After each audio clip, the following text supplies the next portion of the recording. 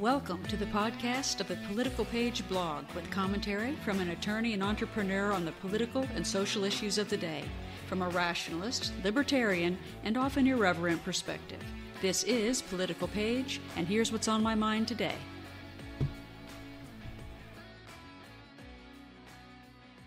Hello and welcome to the blog of the 10th of June 2019, and this one was entitled, What We Don't Do in America. Now, there is an article that's been trending on Real Clear Politics, and I strongly recommend that you go and take a look at it. It's written by journalist Paul Sperry, and it's entitled Scorched Earth. And I got to tell you something about Sperry. He, along with John Solomon, is actually demonstrating that the word journalist is not a metonym for gender studies graduate, because he has done some really, really good investigative reporting. Because what has happened is that now that the Mueller investigation has collapsed and died with a whimper, he's managed to get nearly a dozen of the interviewees, of the people that were targeted by Mueller, to come forward and talk about what that was like. And they can come forward now without a threat. And I'm using that word completely intentionally because what is clear?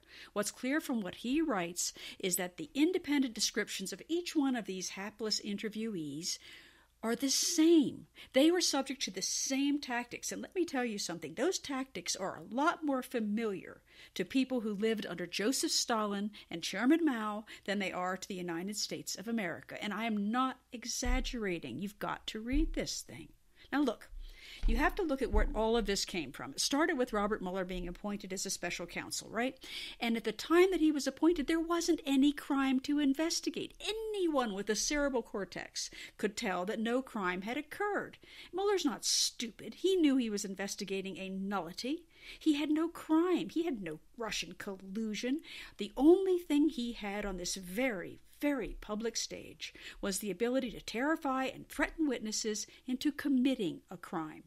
The offering of a perjured fantasy of collusion in order to avoid financial and personal devastation from his prosecutors. And it is an absolute miracle that none of them gave in and did so.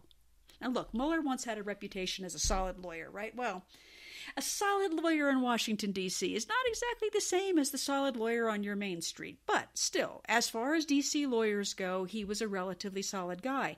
But even the most solid individual can crack under the kind of pressure he was under, because he was appointed special counsel. And far from being a career-making coup, it turned out to be a disaster to be assigned amid huge global fanfare to investigate the Russia hysteria.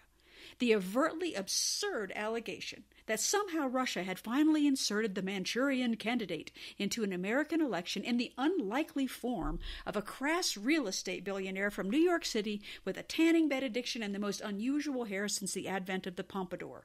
The entire world knew the name of Robert Mueller now, and the pressure to produce something was immense, but to produce what? The only evidence Mueller had of any crime to investigate at all arose from this comically overheated, obviously fictional dossier drafted by a rabidly anti-Trump British ex-agent muckraker for Hillary Clinton about Russian prostitutes peeing on a bed where Obama once slept. It alleged that the Trump associate met a Russian spy in Prague, a city that even the most brief glance at his passport records, and believe me, the government has your passport records, duckies, show that the man never had even visited. The only other Russian spies that popped up in the entire thing turned out to be a British agent and his buxom honey trap assistant, hired by the FBI, sent to entrap a minor Trump advisor who promptly ran in the other direction, having seen his share of Boris and Natasha cartoons as a child. None of it, not a single solitary aspect of any actual crime ever existed anywhere but in the fevered little brains of the petulant social justice warriors who could not accept that Donald Trump had won the election. But here's Robert Mueller and his hand-picked band of Democrat donor lawyers, puffed and powerful with their unlimited millions of financing and the attention of 7 billion people trained upon them, making the most absurd plot line since a Bugs Bunny cartoon look worth 35 million taxpayer dollars to uncover.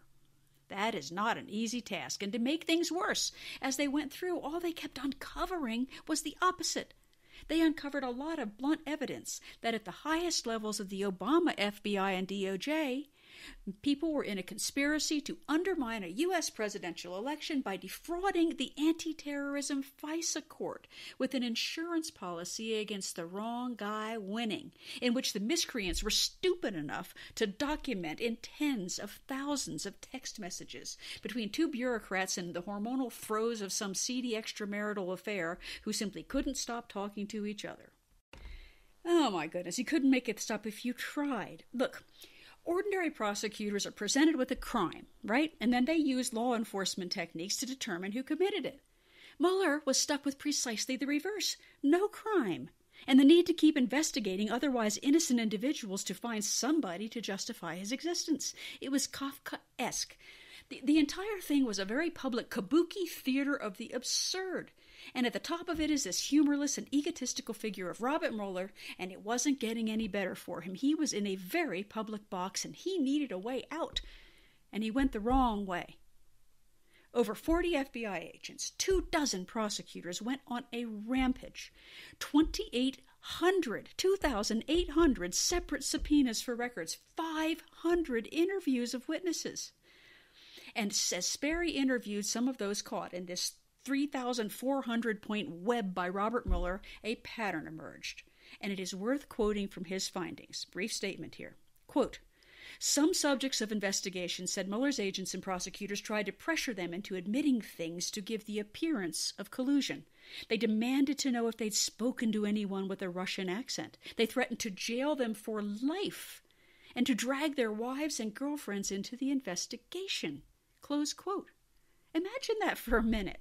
You're an innocent person. You're suddenly accosted by these dark-suited FBI agents. They flash their credentials. They solemnly warn that they're looking into national security issues and treasonous activity. You know nothing relevant, but they start to press you. Are you sure you never spoke to anyone with a Russian accent? How about your children? Can they afford a lawyer for this? Can you? Do you have a mortgage on your house already? Do you know the penalties for refusing to cooperate? They are dire. Think again. We have another 7 hours in this room. What do you remember again?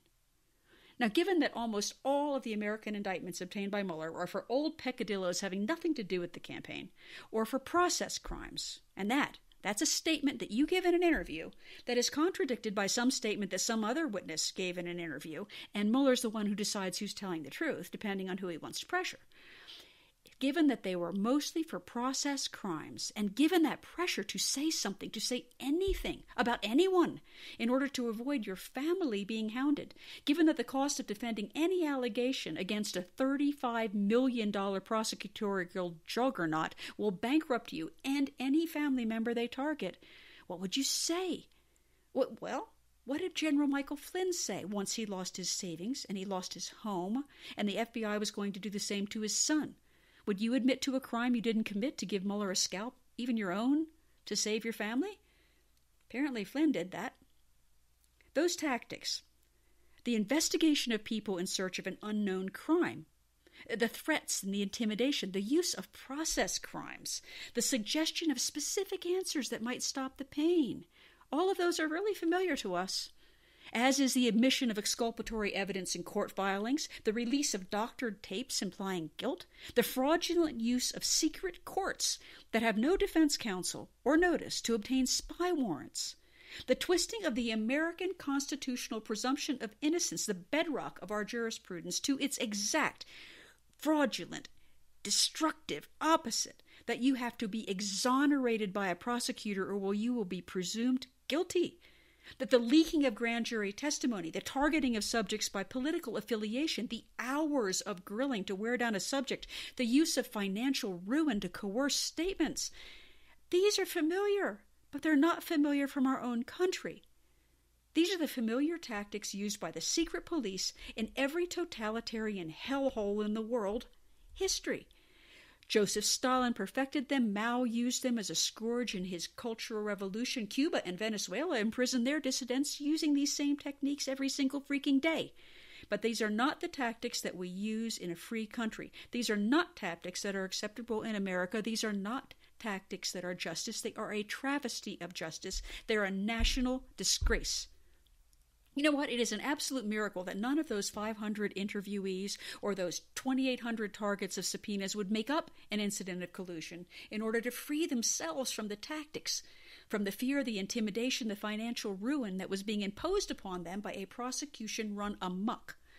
The fact that none of these Americans gave in and did that speak volumes to the integrity of the ordinary American citizen. And it speaks even more loudly of the ethical failures of Robert Mueller and his entire staff.